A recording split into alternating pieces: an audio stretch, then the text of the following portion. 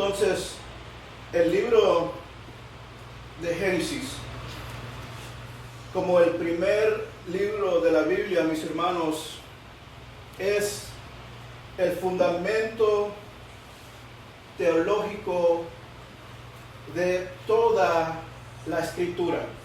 El fundamento teológico de toda la Escritura.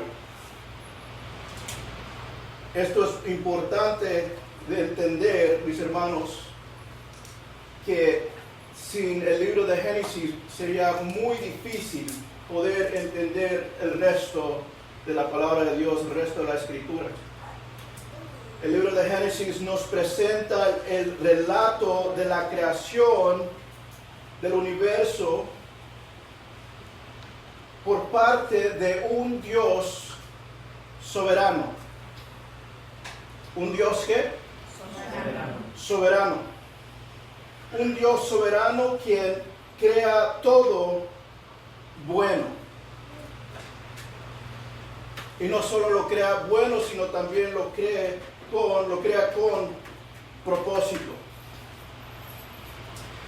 Entonces, a través de los primeros capítulos, Génesis revela la caída del hombre en pecado a través de la desobediencia de Adán y Eva.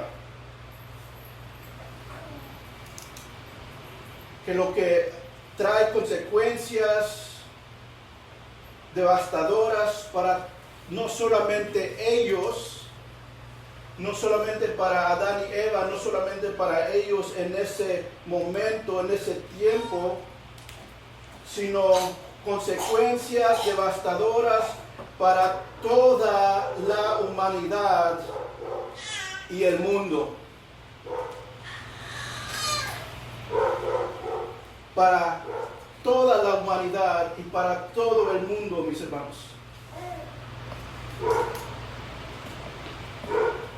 Sin embargo, en medio de la caída, Dios ya promete un redentor que restaurará lo que se ha perdido. Y esto lo vemos desde el capítulo 3 de Génesis. Vemos como Dios promete un redentor que restaurará lo que se ha perdido. A lo largo del libro de Génesis, mis hermanos, vemos como Dios establece un plan de redención, comenzando con Noé y luego con Abraham, a quien le hace un pacto prometiéndole que por su descendencia serán bendecidas todas las naciones de la tierra. Estamos hablando de Génesis empezando el capítulo 12 en adelante. Este pacto de gracia que se extiende a lo largo de las generaciones es un tema importante, un tema clave, mis hermanos, que prepara el camino para la venida de Cristo. El cumplimiento último de las promesas divinas. Desde el primer capítulo de este libro de Génesis. Entonces, mis hermanos, veremos cómo Dios establece diferentes pactos con su pueblo como medio para llevar a cabo su plan redentor. El pacto con Adán, el pacto con Noé y el pacto con Abraham no solo son acuerdos temporales, sino que apuntan hacia el cumplimiento final en Jesucristo, el mediador del nuevo pacto.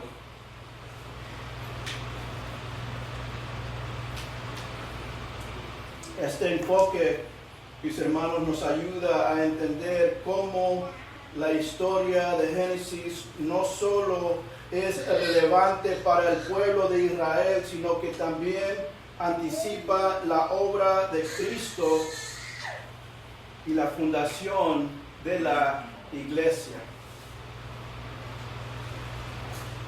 Al estudiar Génesis, vemos que la creación, la caída y los pactos no son solo eventos históricos, sino que tienen implicaciones teológicas profundas para entender el propósito de Dios en la historia y su fidelidad a las promesas que ha hecho a su pueblo.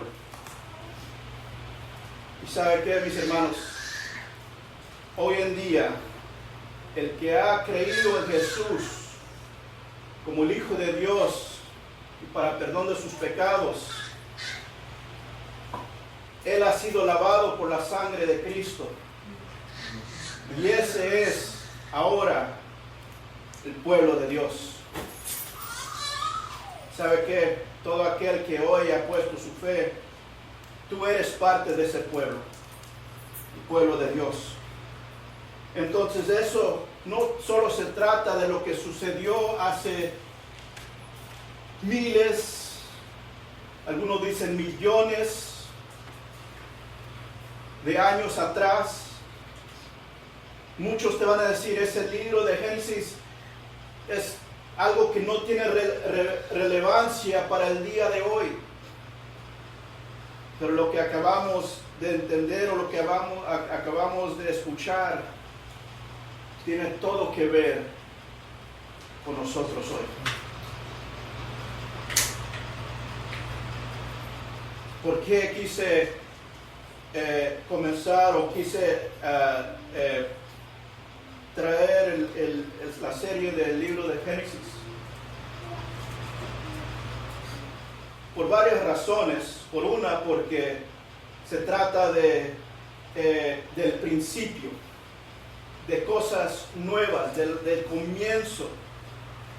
Y qué momento apropiado, hermanos, ya que nosotros estamos comenzando esta obra.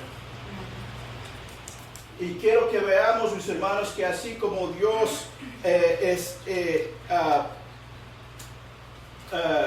fue el que inició, Él es el que estuvo involucrado en el principio, mis hermanos, quiero que sepan desde ahora que Él está involucrado en este día también. Él está activo, lo que quiero decir, en este día y en esta iglesia y en su vida. ¿Cuántos lo creen así? Amén. La otra, porque quiero que veamos, mis hermanos, a lo largo de este libro de Génesis, que aunque acabamos de leer, estar en el libro de Juan, y el libro de Juan es el Evangelio, las buenas nuevas de Jesucristo, pero no solo porque hemos ido hasta el principio, hasta el Antiguo Testamento, que ya no hablamos de Jesús, sino que ahí mismo vamos a encontrar a Jesús. Y eso es, mis hermanos, importante que lo podamos ver y es hermoso. Vamos a ver, mis hermanos, de cómo Dios ya tenía, como hemos dicho, ese plan de redención para su pueblo. Entonces ahora les invito a que vayamos a Génesis capítulo 1, del 1 al 2.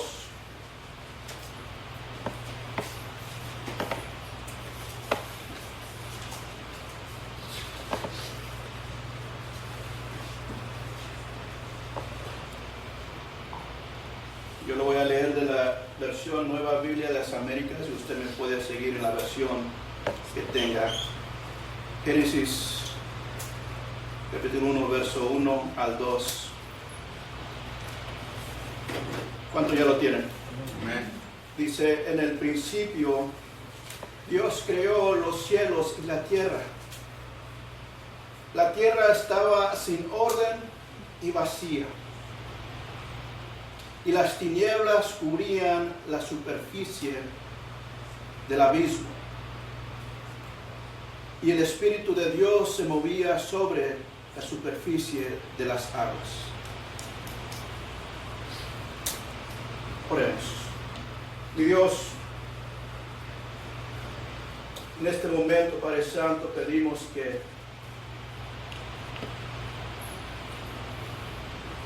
tu Espíritu Santo abre cada corazón, cada mente para recibir de tu bendita palabra.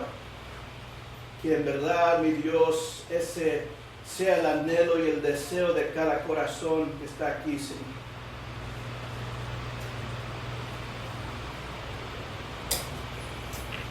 Y que me ayudes a mí, Señor, a exponer tu palabra claramente, Señor. Pero que no sean mis palabras, que sean tus palabras, Señor. Que sea tú hablando a tu pueblo, Señor, y tu Espíritu Santo haciendo la obra en cada corazón. Gracias te damos por este tiempo. En nombre de Jesús. Amén.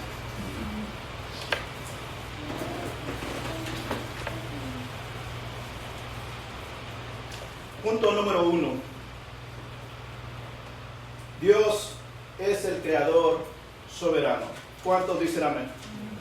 Dios es el creador soberano.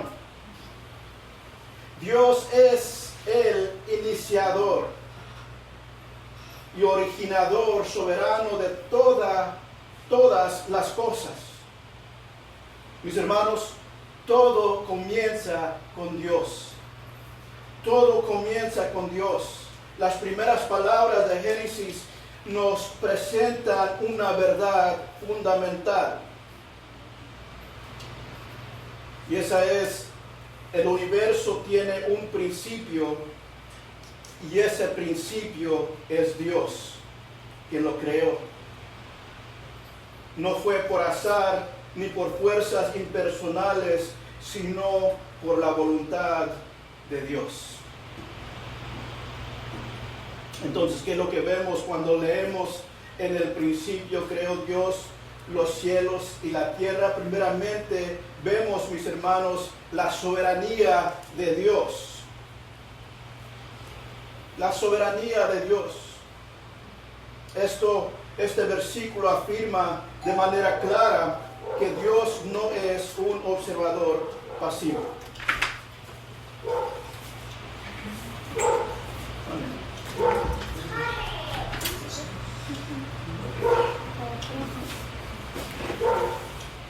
Repito, este versículo afirma, mis hermanos, muy claramente que Dios no es un observador pasivo, sino el creador activo de todo lo que existe. De todo lo que existe. El verbo creó, mis hermanos, que lo vemos ahí en el principio, creó. Este verbo indica que Dios trajo toda existencia. ¿De qué? De la nada. De la nada. Se usa mucho esta frase específico en el latín. Se usa mucho la frase creatio ex nihilo. Creatio ex nihilo. ¿Por qué les hago esa referencia? ¿Por qué les hago saber esto? Porque en otros lados, mis hermanos, te van a argumentar, o qué quiere decir, repito, creado de la nada. Porque en otros lugares te van a decir que ya existía.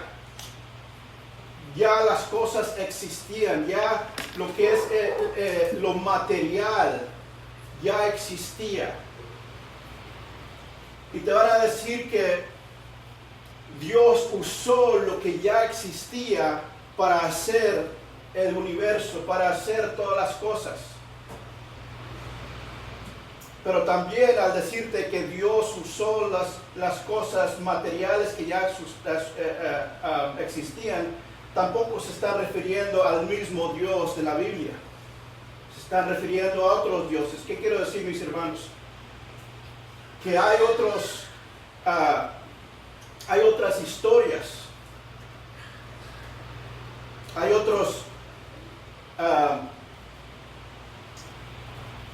historias en el mundo que te van a decir cómo fue creado el universo, pero ninguno te va a decir que Dios lo creó de la nada.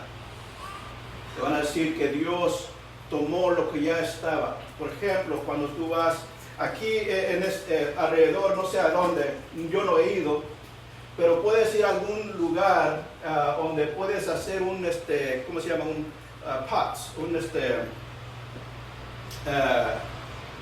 ¿cómo dice? Un traste, ¿verdad? Algo así con barro. Y llegas y te sientas y empiezas a usar el material que ellos te dan. Bueno, no te lo dan, lo tienes que pagar, ¿verdad? Para hacer tu obra. Pero no lo haces tú de la nada. Tienes que usar lo que está allí. Pero ¿sabe qué, mis hermanos? Dios es Dios y creador de los cielos y la tierra, porque Él lo hizo de la nada. De la nada. Y esto es importante entenderlo, que Él trajo todo a existencia de la nada. Por eso Él es, o por qué lo pudo hacer, porque Él es el Dios soberano. Entonces este verso, mis hermanos, el principio, creó Dios los cielos y la tierra, habla de la soberanía de Dios, pero también habla de la autoridad suprema de Dios. La autoridad suprema de Dios. La creación de los cielos y la tierra refleja el señorío de Dios sobre tanto el reino espiritual como el material, como lo que estaba diciendo.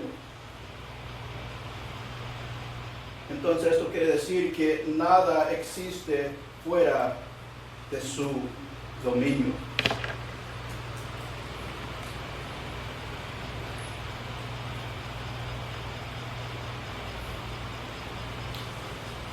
¿Qué más nos dice, mis hermanos? Génesis 1:1 nos habla de creación con propósito.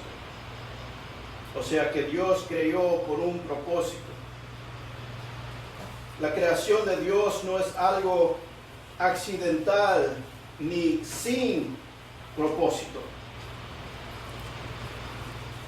Hay algo allá afuera, no sé cómo se dice en español, tal vez me pueda decir, pero en inglés, en la ciencia, se llama la teoría Big Bang. ¿Alguien ha oído esto? Que de repente hubo una explosión en el espacio. Y que de repente de esa explosión se empezaron a crear o a hacer todas las planetas y todas las cosas que existen, ¿verdad? La pregunta es, ¿qué hizo que explotara? ¿De dónde salió eso? Que eso no te lo pueden contestar. No tienen respuesta. Tienen teorías, pero no tienen respuesta. Dijo alguien, bueno, está hablando de ateísmo, pero muchas veces lo que es creer en la teoría Big Bang es no creer en Dios. Y alguien dijo, tengo que tener más fe, ser ateo o creer en el Big Bang que creer en Dios.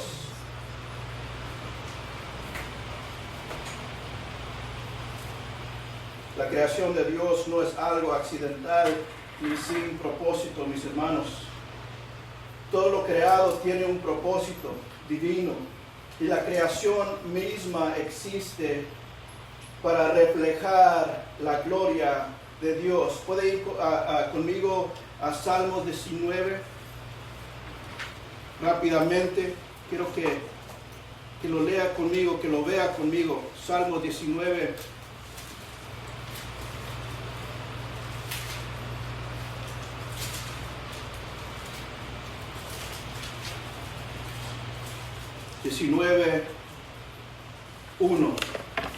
Salmo 19:1 dice: los cielos proclaman la gloria de Dios y el firmamento anuncia la obra de sus manos.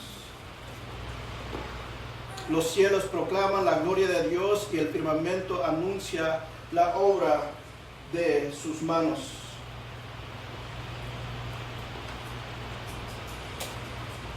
La creación, mis hermanos, existe para reflejar la gloria de Dios.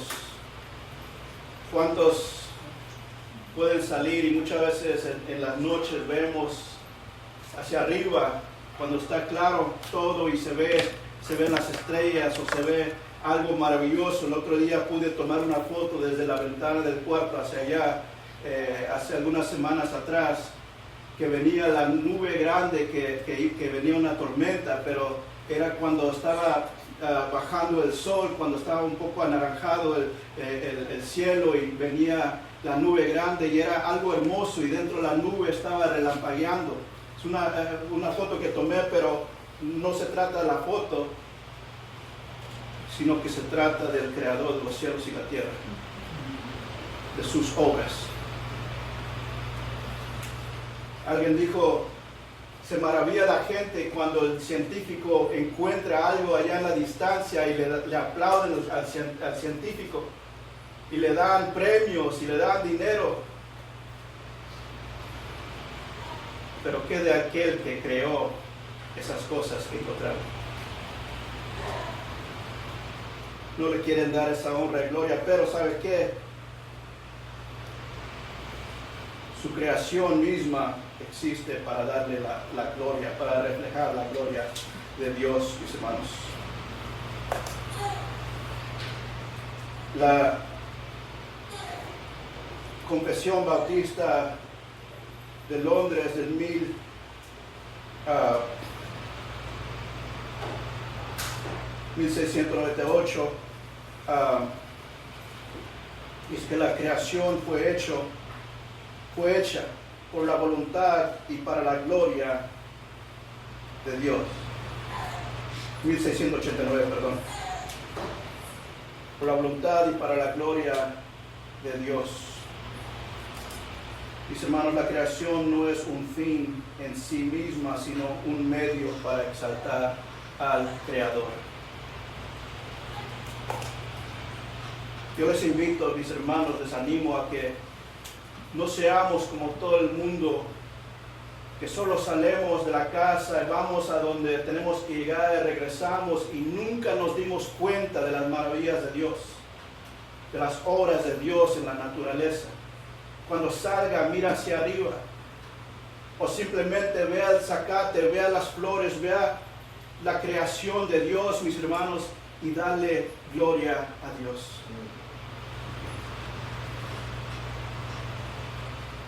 Dios nos demuestra su gloria, mis hermanos, en todas partes.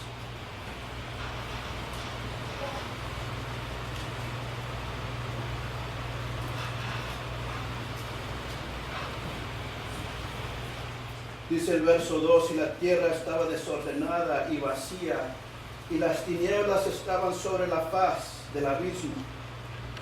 Y el Espíritu de Dios se movía sobre la faz de las aguas. ¿Qué es lo que podemos ver aquí, mis hermanos? El Espíritu de Dios, el cual menciona, podemos ver que está activamente involucrado en la creación. Es que en medio del caos y la vaciedad de la tierra, el Espíritu de Dios está presente. ¿Qué es lo que está haciendo el Espíritu de Dios en medio del caos, en medio del desorden, de lo vacío? Mis hermanos, Él está trayendo orden, vida y estructura.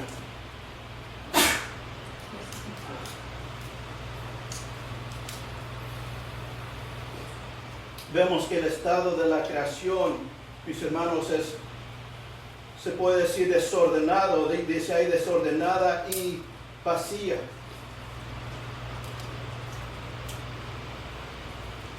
Así estaba el estado, hermanos, de la tierra. Había desorden y vacío. Pero esto no es el estado final de la creación, sino el punto de partida del cual Dios comenzará a ordenar y dar forma a todo.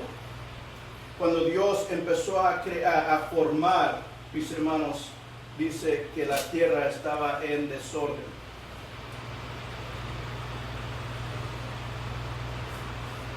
Pero Dios fue el que creó y luego en ese momento dice que empezó a crear.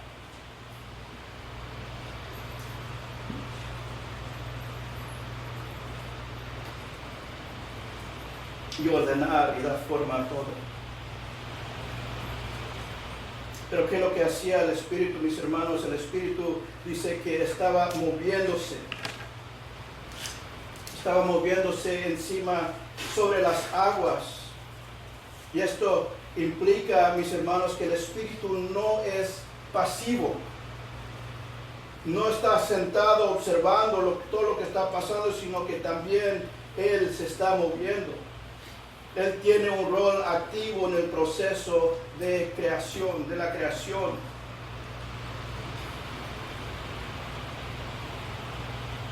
El Espíritu de Dios, mis hermanos, es el agente divino que da vida y orden.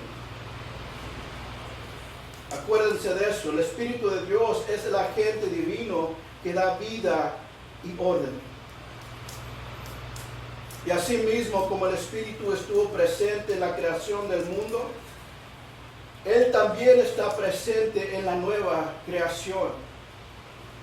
A través del Espíritu, los creyentes son regenerados. Juan 3, 5 al 8. Y no solo son regenerados, sino que son hechos nuevos en Cristo.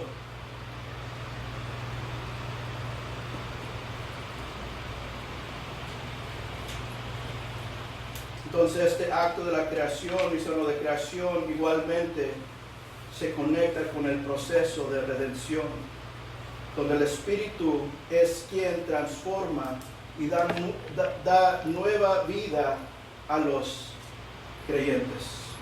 Lo que estamos viendo, mis hermanos, en estos dos versículos, del verso 1 y 2, solo con esos dos versículos estamos viendo, como hemos dicho, el fundamento, mis hermanos, de nuestra fe. Que en el principio Dios creó los cielos y la tierra. Y que la tierra estaba sin orden y vacía, y las tinieblas cubrían la superficie del abismo, y el Espíritu de Dios se movía sobre esto. Todo con un propósito, mis hermanos. Todo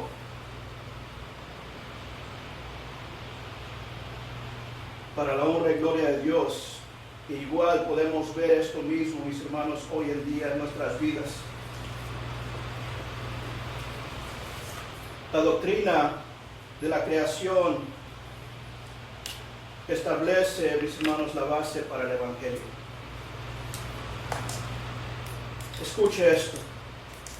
Así como Dios habló y trajo vida de un caos desde el principio, en el principio, Él habló en Cristo para traer vida espiritual del caos, del pecado y la muerte. Juan capítulo 1, verso 3. O sea, que vayamos al libro de Juan, capítulo 1. No nos podemos escapar del libro de Juan, mis hermanos.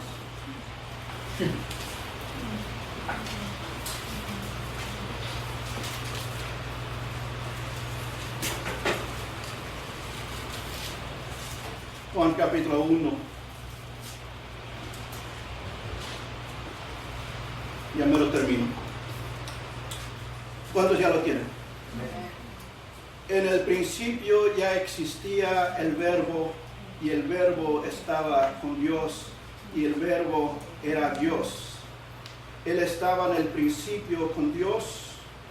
Todas las cosas fueron hechas por medio de Él, y sin Él nada de lo que ha sido hecho fue hecho. Jesucristo es el Verbo.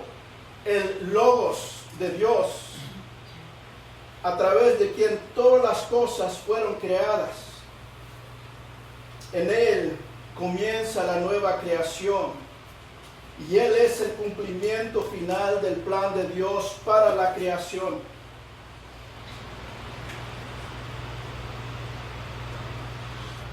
El Espíritu que estuvo presente en la creación también está involucrada en la nueva creación en Cristo, mis hermanos.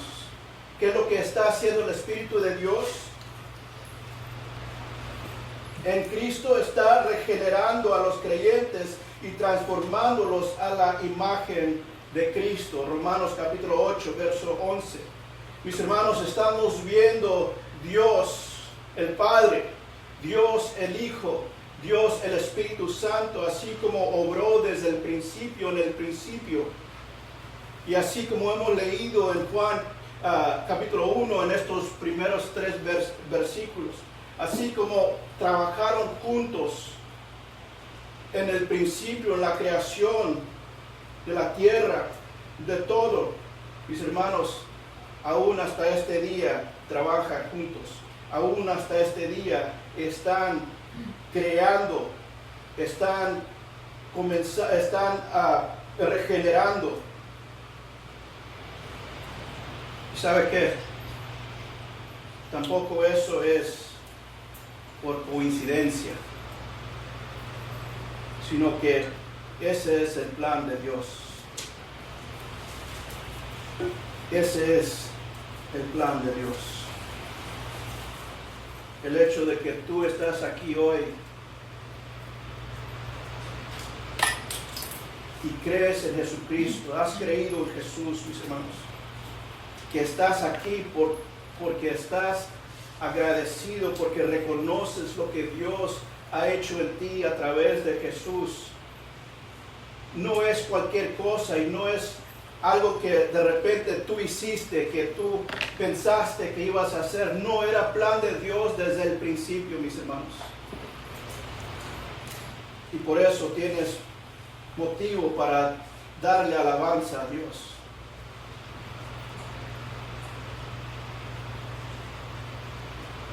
Entonces, ¿cómo podemos aplicar todo lo que acabamos de escuchar, mis hermanos, a través de estos 2 versículos? Primeramente, mis hermanos, confía en la soberanía y el propósito de Dios.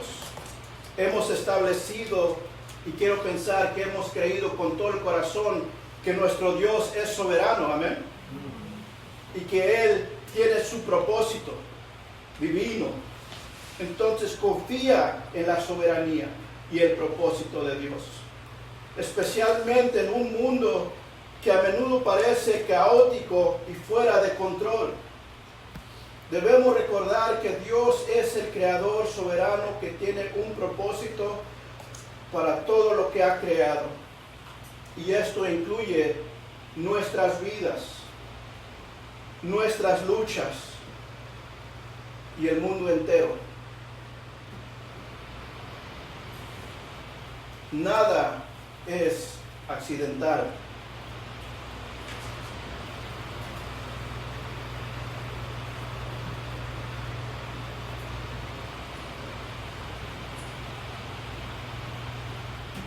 Cuando te enfrentas con las dificultades o momentos de incertidumbre, recuerda que Dios no ha abandonado su creación. Él sigue gobernando todo con un propósito. Nuestra confianza debe estar en su soberanía, sabiendo que Él trabaja todas las cosas para bien. Romanos 8:28. Segunda aplicación, mis hermanos. Creo que estos versículos nos hace un llamado a ser mayordomos de la creación de Dios. Si Dios es el creador y ha confiado la creación a la humanidad, y esto lo veremos más bien después en Génesis capítulo 1 del 28 y 30, Entonces somos responsables de cuidar su creación. Esto incluye el cuidado de todo lo que vemos, mis hermanos, que Dios nos ha dado de su creación, o sea, nos ha dado para cuidar. Incluye, se puede decir, muchas cosas.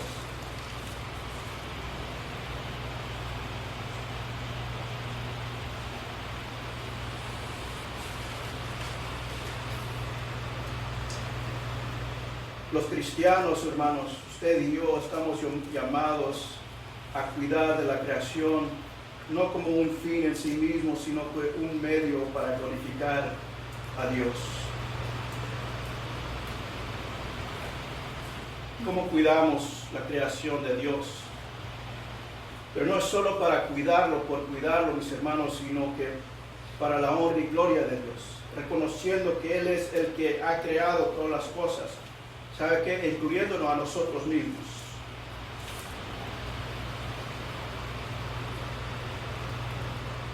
Cuando el mundo desprecia todas las cosas, no le importa de la creación, mis hermanos, usted y yo tenemos que reconocer que esas cosas son para la honra y gloria de nuestro Dios y cuidarlas.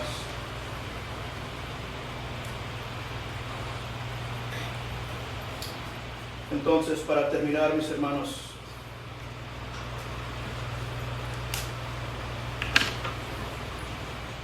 recordemos que así como Dios formó el caos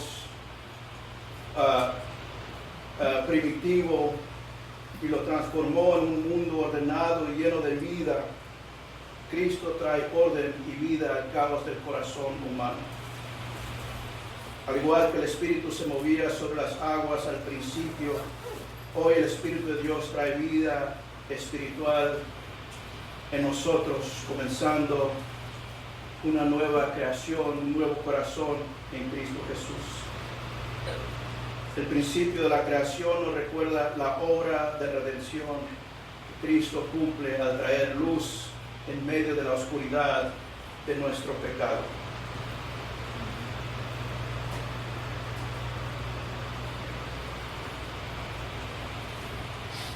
La tierra estaba desordenada y vacía. Y al escuchar esto me recuerda de cómo antes de Cristo, mis hermanos, tu vida y mi vida también era un vacío y era oscuridad por el pecado, mis hermanos, que teníamos. Y repito, así como el Espíritu de Dios llenó ese vacío con luz y vida, Cristo viene a llenar el vacío de nuestro corazón con su presencia y salvación.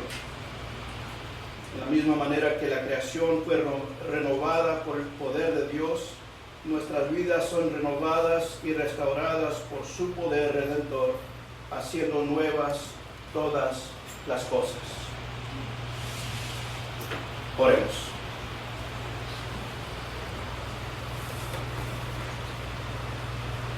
Señor,